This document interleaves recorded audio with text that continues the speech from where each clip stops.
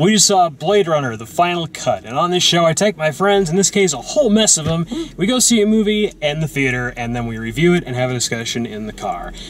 This is a re-release movie, so while we will be getting into spoilers, I will, again, not do that in the beginning. We'll do a review, whether we recommend going to see this particular cut of the movie, the final cut, and then we'll call time and we'll go into a discussion. The discussion will have spoilers and we'll get into more things to make fun of and all of that.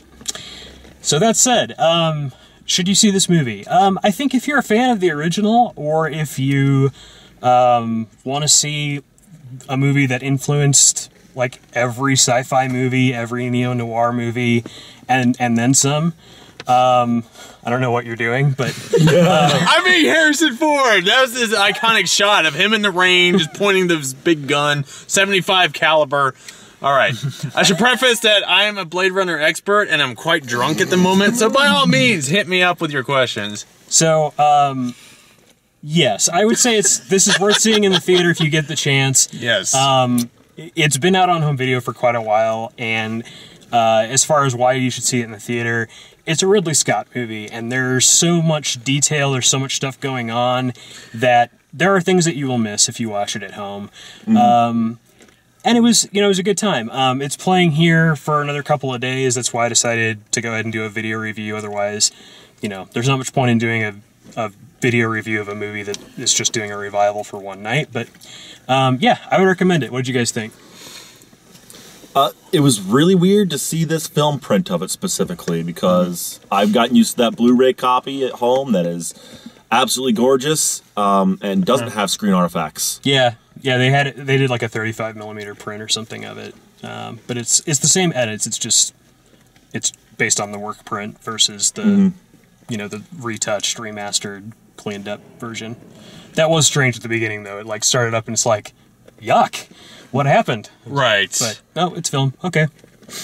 Because I know they redid all these things for the final cut, including like the intro credits, and then I saw them shaking up and down. I'm like, yeah, the hell? Yeah. It's film. Okay. Never mind that point in the middle of the movie where it cut out for a good. It switched reels and there was a bad edit in there. And yeah. Like, big number 3 popped up on the screen. That doesn't actually appear on the Blu-ray. That was just whatever happened at Alamo. It's a secret thing on the Blu-ray. Actually, it's that was Ridley Scott. That's how you know that everyone in the film is actually a replicant and not just.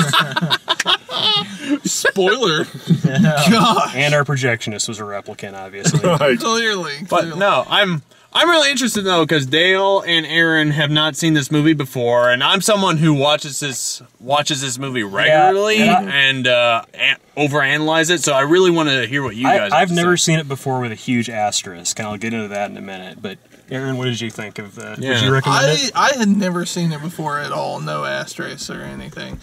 I would recommend it if you like insanity and overacting to the extreme. Rutger Hauer absolutely chews everything up. It is wonderful. And he almost stole the show. Yeah. He's magnificent in that movie. You can clearly tell that Harrison Ford hates everything at this point. And in fact, they're making a Blade Runner sequel that's going to come out in the next 2 years, and they asked, hey, Harrison, are you going to be in it? And he said, fat chance, because he hates Ridley Scott so much after working on this movie. And it shows in this, just watching this. Was it a great movie? Not really. But it was insane and entertaining. So I would recommend a view of it. Yeah, definitely. I'm going to go watch the Blu-ray because that was incredibly weird. Like right in the middle of a fight scene, it just cuts to a number 3. I'm like, what is happening? It was a bunch of really bad editing. It was like this film had no... Like they just scraped it together. I agree. I totally agree. It was very strange. Yeah, it was like they used the most scenes, the most footage that they could, is kind of what it felt like to me. It was like rather than making a tighter version of it or a different version of it, they made like the fullest version possible. Like there's no deleted scenes, kind of a feeling to it. And I can assume that the Blu-ray copy, they went back and did some remastering and made it look pretty. Yeah. The ultimate cut copy has like 5 discs on it. You can see every version of it. Oh, jeez. And I have. Translation, Ridley Scott is trying to wring as much money out of this thing as he can because he knows it's a cluster funk. So, Cal, do you recommend seeing Final Cut in the theater? I would if you're a Blade Runner fan. The problem with seeing it now fresh, if you haven't seen it before, is that it is an old film. It's about, like, what is it, 1982? 82. Yeah, I mean, so it's over 30 years. But, like, to me, what stood out, I've never seen it in the theater before. Right. Only on, home video and now Blu-ray. Sure. What stood out to me was the set design was still, like, on par with, like, a lot of today's movies. Yeah. In fact, even a little more elaborate in some cases. Sure. Some of the practical effects still stood up, some didn't. I mean, the stuff that Ridley Scott is good at, he was good at in this back movie. then. Yeah. Yeah, that's carried through. Yeah, like Aaron and I were talking during the movie, like a large portion of the film took place in the Bradbury Building, which has appeared in 100 movies in Hollywood over the decades.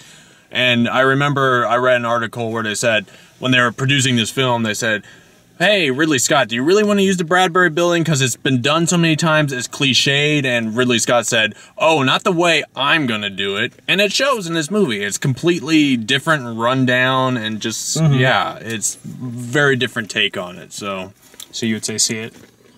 Okay. Yeah. Yeah. So yeah, we're recommending it. Now we're going to get into spoilers. If you haven't seen this movie that's over 30 years old, I don't know. Me. I don't know where you've been, Aaron. So my giant asterisk is that I have seen this movie. I didn't remember that I had seen this movie, and the reason I didn't remember it is that I watched it for the first time probably 10 to 15 years ago, and I watched it in like 1 1/4 speed faster. Because it was so slow. Oh, okay. Like, I wanted it to catch up and do something. And it was literally one of those things where I watched a movie, it might have even been The Fifth Element. I watched a movie and I was talking about how, like, in my opinion, The Fifth Element is a better movie than the original Star Wars. And someone was saying, well, if you like The Fifth Element, you should go and see... Those are some ballsy damn words. Blade I know, but it's how I feel, and I can defend I've heard that too. So they're like, you should check out Blade Runner because a lot of the stuff, and it's true, like the outside, cityscapes and the flying cars and all that kind of stuff, very much similar to Blade Runner in The Fifth Element. However, The Fifth Element is super entertaining. It's super well written. The dialogue's very good. Much more comedic. Yeah, it's a Luc Besson movie. It's not film noir. It's not film noir, and it's not Harrison Ford obviously not giving a shit. Because he could care less about what he's putting on film in this movie. Right. So, yeah, I mean, as far as, like, my review of the film, like, I'm glad that I got to see it in the theater. I never need to see it again. I don't. It's not like to the point about it being, like, batshit crazy. It is, but it's not enough. Like, there's not... It doesn't have that, like, you've got to see this. You've got to see how silly and crazy this is. It's like, no, you don't. Like, I'll just tell you it's kind of crazy and, maybe watch, like, the last 20 minutes with Rutger Hauer running around in his underwear with a bird. Yep, trying to kill Harrison Ford, and Harrison Ford's like, yes, please kill me, but... I wish you would. Well, my experience was different because I saw Blade Runner the first time when I was in high school, and I was just like Dale, I was just like, what is this? Yeah. I don't ever want to see this again, this is stupid. And then a friend of mine in high school was just like, no, dude, you need to look at it from this perspective, and you missed all these things. And then I watched it a few more times, and I was just like, okay, there's more to this movie, but it's still stupid, but it's beautiful, and I like it, but it's just like, and if you're like me, and you go on the... you read the forums at 2 o'clock in the morning of all these things. It's just like, oh, here's the significance of this, like the unicorn, and it's just like, oh, okay. I mean, there's no question that it's a work of art and it's a groundbreaking film. Yeah, it's just not it's not entertainment that you would pop in once a week. It's not something Exactly. that you need to see once a year or anything. You got to like be in that. the right mood almost. You really Right. do. It's all atmosphere and mood. You need Yes. a bottle of whiskey with that. And like movie. for the same token, Yeah, like you really do. it doesn't necessarily like the slower pace that can work out. Like in Alien, the slower pace really pays off in that movie. Yeah. Like that's a movie that I tell people that aren't even into horror, you need to see Alien at least once. Yes. I don't feel that way about Blade Runner. I don't feel like you need to see Blade Runner. Like, if you're going to become a director, you need to see Blade Runner. If you're going to become a set designer or cinematographer, like, if you're going to get into film, Yes. I think it's an important milestone, an important thing to see. But it's not a, gather up the kids once a year and let's watch Blade Runner the way that people do with something like Star Wars or... What holiday would that be? Okay, you got Christmas Vacation for Christmas, and then We should make this It's happen. Arbor Day, I think. Arbor Day. All right, yes. Arbor Days. I love Blade that. Runner. I like that a We should lot. make this happen. Except I don't ever want to see it again. So, Hey, you watch it again, you'll appreciate it on a much deeper so level. you can do it for my birthday. Just celebrate without me. Dale Have like a Maxfield's little birthday. portrait of me hanging by the TV. Jeez. Like in memory of Del Maxfield's patients or Yeah. something. Because he killed himself shortly after Me viewing and Harrison this. Ford are in the same place on this. We both never want to see it again. Oh, Lord. I love it, though. Well, if you watch Alien, too, and you watch this film, they borrowed a lot of the special effects and sets from Alien and just put them right into this Well, movie. sure, and there's a lot of stuff in here that's in Legend as well. And not to belabor this, but this movie was completely scored by Vangelis, the New Age artist Vangelis. Yes. And then Legend was scored by the New Age band Tangerine Dream. And the difference between the two is that Vangelis is either like one chord being held down for 3.5 minutes, or a chord being held down for 3.5 minutes and a really like irritating voice that like comes in during dialogue. Like there's some woman that he recorded Yep. like putting in there. Tangerine Dream soundtrack is all atmosphere. There's one song that they do that has a vocal on it, and it's the end credits. The whole rest of it is about the atmosphere. And that's a movie that, like, you don't need to know. Like, you could watch that movie without knowing the English language and still get everything you need to know from that movie. It's all in the visuals in that movie. Okay. Legend? Yes. Legend was great. Yeah.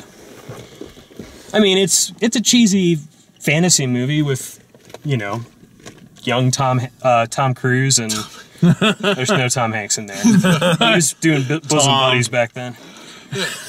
Tom something. Tim Curry was awesome in that. So. Yeah.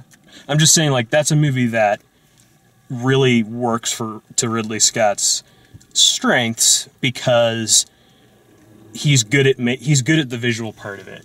And if he's got somebody solid doing the soundtrack to complement and give him an atmosphere, he's got it.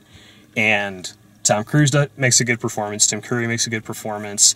I think it's Mia Sara is the female lead on that. I could be wrong, but I think that's who it is. I don't know. I've never really understood why Ridley Scott's so celebrated, because he is so hit and miss. Because he came out with Gladiator, which was amazing. And then immediately after came out with Russell Crowe and that... Summer in Tuscany movie or whatever? Yeah. Yeah. So it's just like, what the hell, Ridley Scott? You just went from amazing epic to here's Russell Crowe. Yeah, I think he, especially like in the 90s and the 90s, tended to sort of vacillate back and forth between a movie that I'm doing for art's sake and a movie that I'm doing to get paid. And they started honestly, it's not. And they started Scott Free Productions, and started doing television and stuff that has his logo on it that he didn't direct, or didn't that kind of stuff. I mean, one of the best dramas on TV right now is a Scott Free production. Well, what about Prometheus? Is everyone here a Prometheus fan or not? I actually enjoyed Prometheus. I thought Prometheus was good. It was entertaining enough to not ever have to watch again. At least, it was startlingly visual. And then I was like, why did anyone in that movie do anything they did? I just hated that Ridley Scott was like, it's not connected to aliens in any way, and then you watch it and it is connected to aliens in every way. Exactly. I tend to disagree with the internet on that one, in that you can't decide that an entire 2.5-hour movie is ruined because of the last 30 seconds. I'm sorry, but you can't. Good point. Well, wait. Did the engineer have a dove in its hand when it was running around the ship trying to kill everybody? And he wasn't in his underwear. You do have a fair point there, Chris. All right, see? Okay. He also wasn't a perfect killing machine with male pattern baldness. Like a perfectly genetically engineered human with male pattern baldness. Yep. Right. See, I could be a replicant. That's I'm right. pretty sure you are. You're definitely a replicant. And I've got raincoats. I'm obviously a Blade Runner, which in that universe you keep means talking about raincoats. Like, yeah, because it's constantly raining in that movie, and I love the motif of just constant rain. I thought this was like a safe sex video we were getting into or something. Well, it can be, but I'm just saying it's it's just constantly raining. There is 5 of us in a car. It's good to be safe. Oh Jesus! It's And- true. Anybody else? Anybody else have a thought? I got a random thought about Blade Runner. Yep. So towards the end, which for me is the best part. Yes, I agree. And it's kind of like they're both like two wounded animals kind of thing. Yeah. He's on the run. He's normally the hunter, and he's kind of being hunted. And, you know, he's Rutger Hauer's in his underwear and carrying a dove and stuff like that. Yep.